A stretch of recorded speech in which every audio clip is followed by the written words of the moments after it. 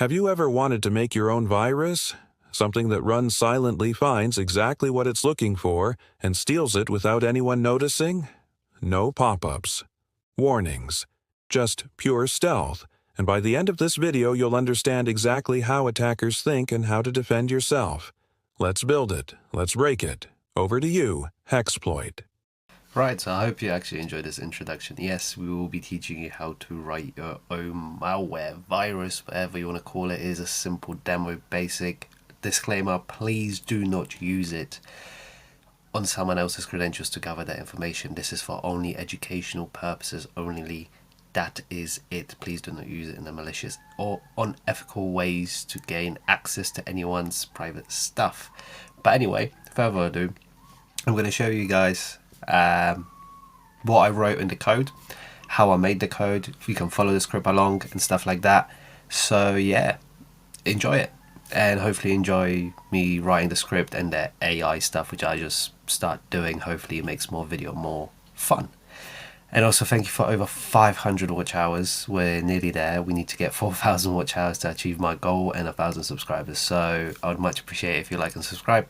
And yeah, let's go on with this video. Enjoyed me writing this code, and if I do change anything at the end, I'll show you the final code at the end, how it looks like. So you can pause the screen, write it yourself, play around with it, modify it, do whatever you want with it, but please do it sensibly. Let's get on with this video.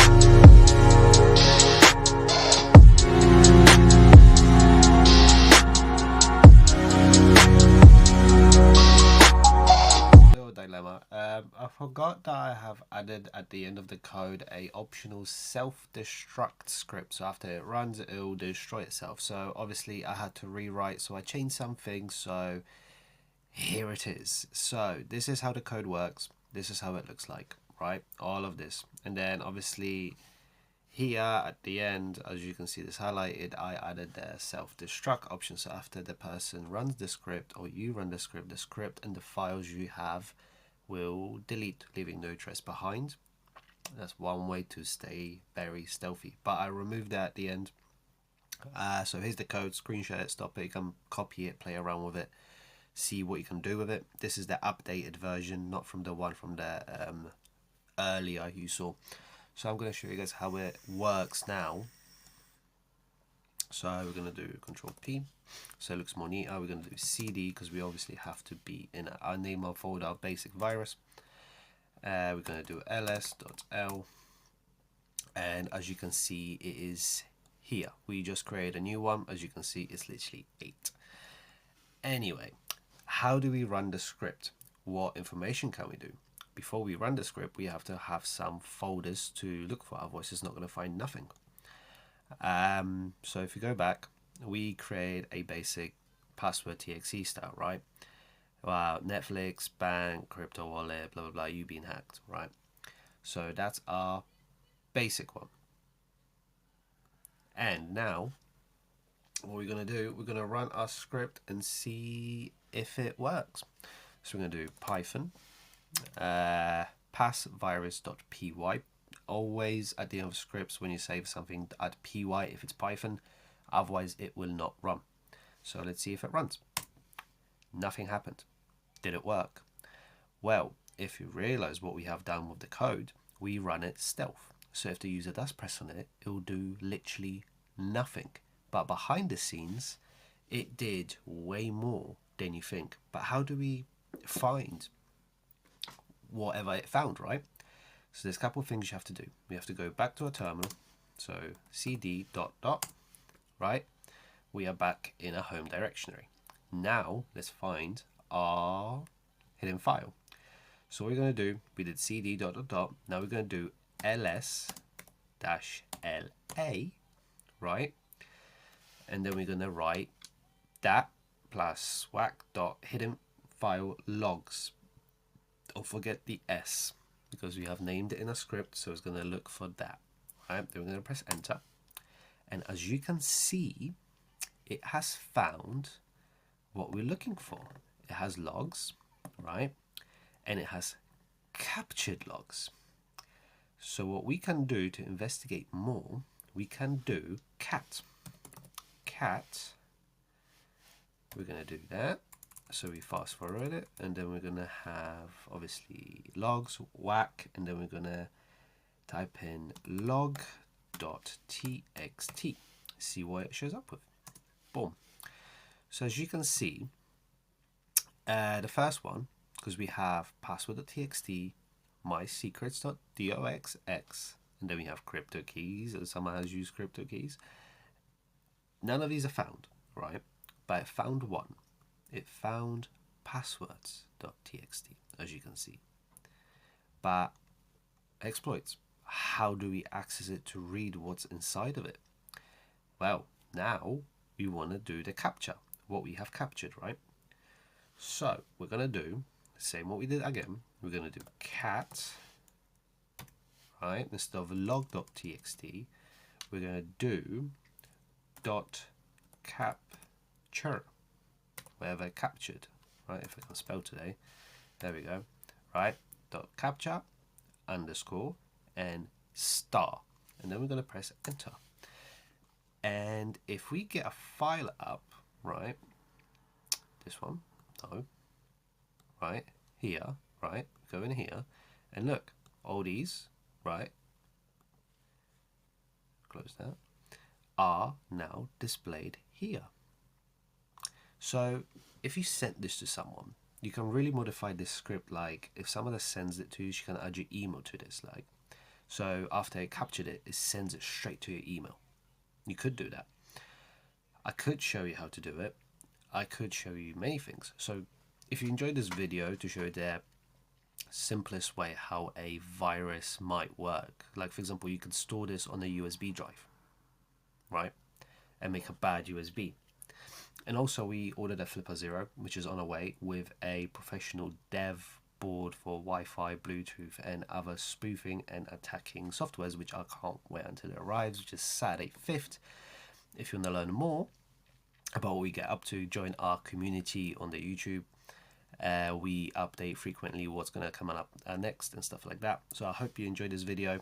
Hopefully explained little basics of simple viruses, how it works. If you want us to get more advanced, it'll be amazing. And also for the people, if you want to learn how would you add a self-destruct. So obviously you press enter, right? I'm going to read you out because I have it saved on my phone. Then you put hash optional self delete script after execution only works if .py or pyw, right? And then you press enter. Then you type try dot. You know what? I'll show you guys so you get the more concept of it, right? So we're going to do hash optional. Let's say that, right? So we're going to do try M2, then we're going to press enter, make sure everything's lined up, because as you know, this is very case sensitive. os.remove, underscore underscore file. Don't have to be specific of what file. And then we're going to do, there we go. Go back and we're going to do xccpt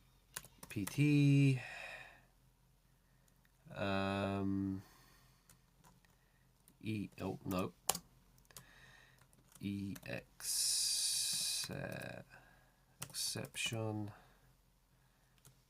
then lines, then we're going to do pass.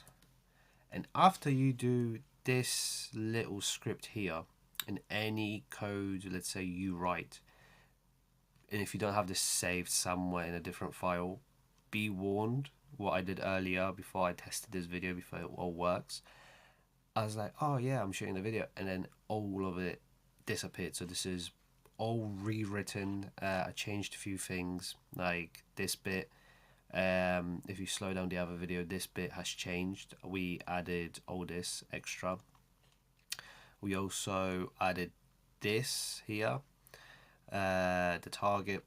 We removed some bits and moved it together, so it makes it more sense, and we added extra things. So even if you wanted to improve this code to make it even more malicious and more better, you can add more complex. If you go use Google Dorking and go to their hacking files and stuff like that, you can add different things to it here as well to make this longer, more better, more advanced and stuff like that. So hopefully this explains more of how you can modify my code to become more malicious with it. But please use it for education only. Do not use it to gather information from other people, because it is illegal. So don't do it. Be sensible. Don't be stupid. All right. So I'll see you guys in the next one. If you have any video ideas or what you want me to try, please comment down below. I try to respond as soon as I can. I do get quite busy with everything, hence why late uploads. I would like to upload 3 times a week, but it gets quite challenging when it comes to making scripts, because I have to research some stuff, double check, try stuff, look on forums, check if this works, that don't work. You understand. So yeah, I'll see you guys in the next one.